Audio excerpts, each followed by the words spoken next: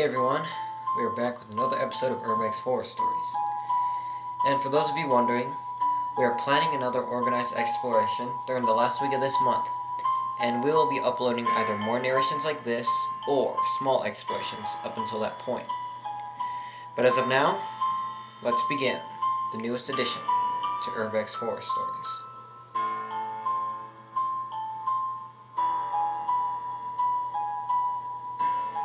Number 1. Every once in a while, I'll go urban exploring with one of my friends. Usually, we just check out abandoned houses and the odd factory or two. It can be a really cool experience for anyone who's into history or photography or asbestos inhalation. Today, though, he decided we're going to a local abandoned hospital at night, just the two of us, because it'll be more intense that way. And he's evidently never seen a single horror movie in his life. Despite my mild hesitations, we end up getting to this place as it's starting to get dark. We make our way in through the window that someone has torn the boarding off of, and my friend gives his usual yell throughout the building, announcing his presence so that we don't startle anyone else who might be inside, by saying, "We're not the cops, we're just looking around and taking some pictures." By his logic, we're doing a courtesy to anyone else exploring the building who might panic if they heard us coming otherwise. By my logic, we're announcing our presence to every homeless person in the building who might want to try to steal a camera from two dumb kids. Despite my fears, nothing bad happens. We make it through the building, going through multiple floors and checking out the roof last. We get a ton of cool pictures and take a look at some of the creepy old bathtubs and tables they left in the place. There's some really cool graffiti inside as well, mixed in with your usual tags. The whole building is pitch black except for the few spots where moonlight shines through, so we literally can only see wherever we happen to be pointing our phones at the time, or by using the flash on the camera. Even though I'm still worried about being murdered, I'm glad I went, and I'm less freaked out as we're making our way back to the window we came in. We get back to the room, and I hop out the window first and have my buddy pass me the camera.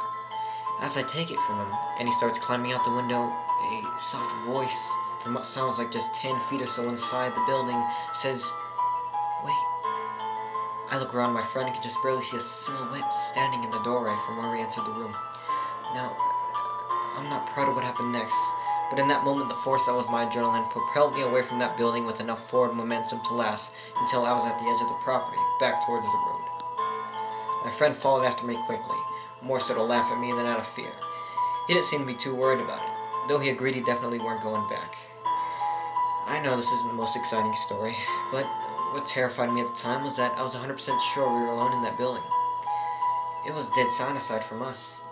The fact that the thing waited until right as we were leaving horrified me, as it made me realize they could have been watching and following us throughout that entire building. Just listening to us talk, watching us take pictures, just following us. Needless to say, I don't do much urban exploring anymore. At least not at night in old spooky buildings constructed prior to World War I.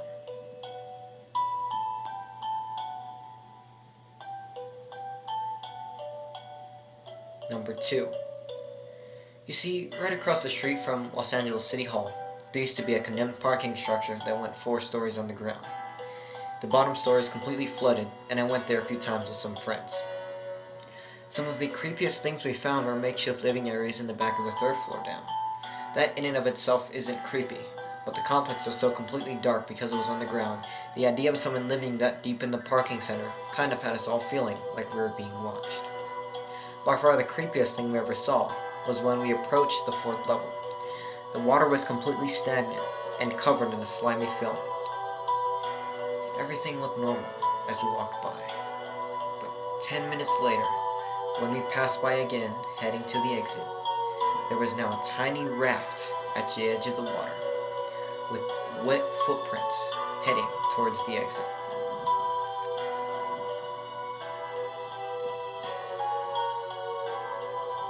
Number 3. Okay, this is an interesting story. Fairly close to the house I grew up in sits an abandoned elementary school. It hadn't been in operation since 1967. In 2007, my band was looking for a location to take photos, and I let them know about this school, and everyone was intrigued. We planned to take a trip to scope out the place and see what it has to offer. I had never been in the school before. I'd only ever read about it. none of us knew what to expect. When we got there, the place was overrun with ivy and wildlife. Since the front door was locked, we had to climb in through a back window that was already broken. We all got inside and began to spread out to examine the area. Nothing really creepy, just an old building that had seen its fair share of squatters and garbage dumpers. There were about 6 classrooms altogether. Some were in better shape than others. One room had a 4-foot wide, 3-foot long space containing a tall pile of old roller skates. We thought that was odd. There was an old nurse's station with a medicine cabinet that had very old ointment in it. Sure, there were a few cat skeletons and dead birds, but we weren't bothered by it. We even saw 2 feral kittens running around and trying to avoid us. We were pretty satisfied with the trip and were about to leave when we found a room that none of us came across yet.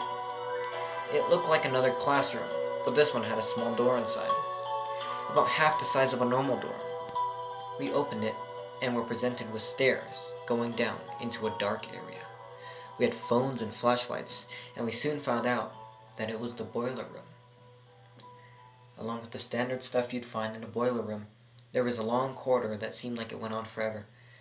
At the end of it was nothing, just a wall, nothing else. So we decided to leave since we saw what we came to see. Right as we left the boiler room, I saw a small box on top of a plastic barrel. I opened the box and inside was an incredibly old Polaroid camera. I thought it was cool and hung on to it. I was so excited about the find that I didn't realize that I had left the door open to the boiler room. We closed up the doors to the school to make it look like we didn't disturb anything. We got back into the van and were about to leave when I took the camera and pointed it at my guitarist, Pete, who was driving and pretending to snap a picture. Only it wasn't pretend. Not only did the flash go off, but an old Polaroid picture slowly slid out of the camera. We were shocked to say the least. Amazed by what had just happened, we decided to take a picture of the front of the school from the van. Everything seemed fine until the next day when we went back to take the photos. We had about a couple of other people with us this time. While we were giving them the tour, we decided to show them the boiler room. When we arrived at the front of the small door, we were presented with a horrible sight. The 2 kittens, who were alive and well the day before, were dead, right in front of the door that I had left open. Not just dead, rotting and crawling with maggots. The smell, I'll never get that sight out of my head. However, we didn't let that stop us. We proceeded to take our photos and did our thing. Then we remembered the camera.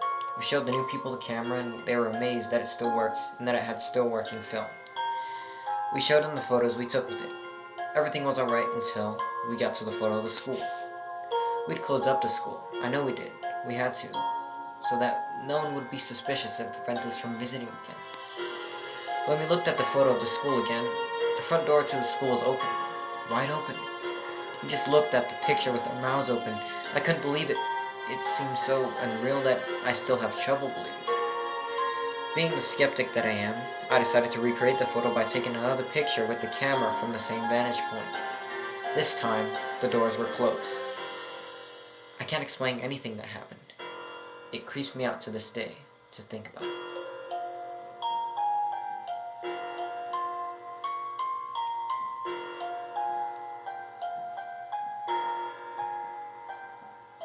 Hey everyone, hope you all enjoyed episode 2 of this new series. The first episode is fairly well received, and we hope this one will do just as well, if not better. And we're also hoping to have more story material to offer as time goes on.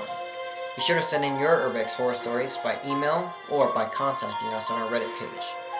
And remember to learn from these experiences, as a reminder to you all to stay safe out there, explorer or not. I want a small announcement for you guys. So I've been working on a small side project based off of this concept, which has been titled Envision, where I narrate people's horrifying experiences. The link to this channel will be in the description, and the channel's featured channels tab on the main page. And if there's not already uploads there, expect some in the next few days. So if we don't upload here on certain days due to inconveniences, you all can go check out that channel to see what else we've been uploading, so that you will always have access to new content. Anyways, I'd like to thank you all for watching, and as always, we'll see you all in the next video.